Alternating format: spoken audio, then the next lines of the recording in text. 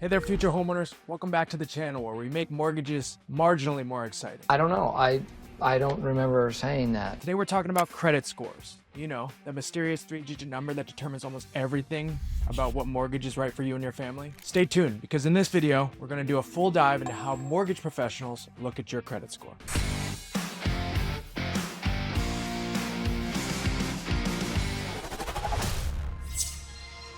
For starters, I want to put something out there.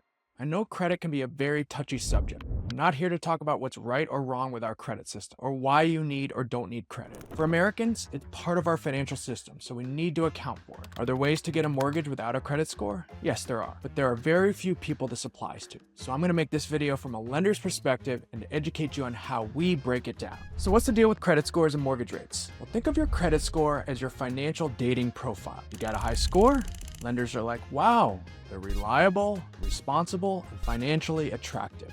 If it's low, well, let's just say there's a chance lenders are swiping left. Not really, but soon you'll learn how it all plays out. Here's a skinny on how it's generally looked at. If your score is in the 740 plus club, congratulations. You've got platinum status. You get the best rates, the best terms, and endless borrowing options from your lender. 680 to 740, your options are still looking extremely promising. 620 to 680, well, let's just say you'll still get a mortgage, but your rate might be a little spicy. Below 620, there's still options. The lenders start wondering if they should send you a budgeting book with your loan offer. But don't be discouraged by low credit. There could be a number of reasons why it's low. And the worst part, sometimes borrowers don't even realize it until I realize it. And this is where I can be your biggest asset. It could be medical bills you didn't even know about, collections accounts that aren't even yours, or maybe you co-signed on something for a friend and they never even told you they weren't paying. I've seen it all, and that's why it's so important to at least know where you stand. Obviously, you can't fix something you didn't even know is broken. That said, maybe you know it's broken but need help. I'm here for that as well. We'll pull some levers and get you back on track. Pull it.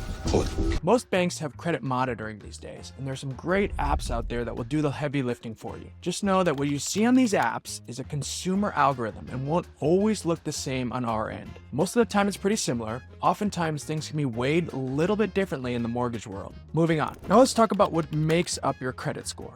There are 5 key ingredients to this financial smoothie. 35% of your score is your payment history. You paid your bills on time, all the time? It's like brushing your teeth. Consistency is a must. 30% of your score is credit utilization. This is how much credit you're using compared to how much you have available. Keep it under 30% to continue climbing. Under 10%, you're an overachiever. 15% of your score is credit history length. The longer you've had credit, the better. So don't close that old credit card from college, even if it's embarrassing to admit you bought a $200 foam finger. Tonight's foam finger night. 10% of your score is credit mix.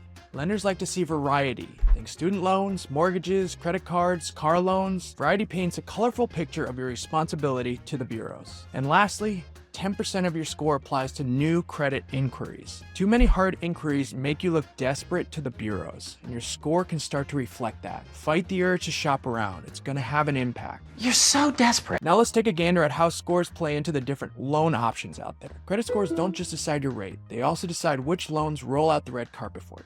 Let's break it down. We'll start with FHA loans. These are the nice guys of the mortgage world and are designed to be accessible for buyers with lower credit scores. The minimum credit score for an FHA loan is 500, but with a score between 5 and 579, you'll need 10% down instead of 3.5%. If your score is 580 or higher, you can qualify for as little as 3.5% down. But here's the catch. This is a pay-to-play game and will require a lifetime PMI, or what they call mortgage insurance, plus an upfront mortgage insurance premium just to get access, which increases your monthly payment as we can roll it into your mortgage. Next up, my favorite, the VA loan. This is where credit matters much less and will only affect the interest rate that you get. There are no additional gotchas with low credit, but here are the basics of the product. VA loans are offered exclusively to eligible service members, veterans, and their families, and they don't have an official minimum credit score requirement. However, most lenders prefer a score of 580 or higher to approve a VA loan. Can you go lower? Absolutely. VA loans are incredible because they don't require a down payment, have no private mortgage insurance, and offer the best and most competitive interest rates. Next up, conventional loans. These are the picky ones. If your score isn't sparkling, they're going to require you to pay more to get the rate that you want. Conventional loans typically require higher credit scores compared to FHA or VA loans. To get the best rates, you'll need a score of 740 or higher. Scores between 620 and 739 are still acceptable, but you will pay more to get a good rate. Your credit is below 620, it's unlikely you'll qualify for a conventional loan. And lastly, the USDA loan from the Department of Agriculture. USDA loans are aimed at buyers in eligible rural areas and offer zero down payment options. While the USDA itself doesn't set a minimum credit score, most lenders require at least a 640 to qualify. This loan program also has income limits based on the area you're buying in, so it's geared toward low to moderate income households. Okay, there's the nickel tour of how scores play into your loan products.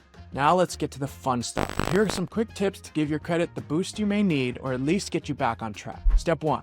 Autopay. Forgetting a payment is the fastest way to make your score do a disappearing act. Pay your bills on time. Late payments are like skipping leg day. They'll come back to haunt you. 2.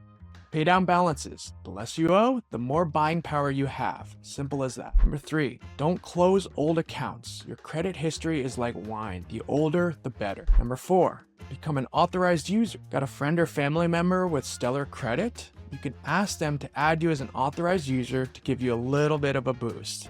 But be responsible about this. Number 5, dispute any errors that you see. Check your credit report for mistakes. You don't want a typo from a hospital bill making you look like a financial train wreck. Number 6, avoid new debt.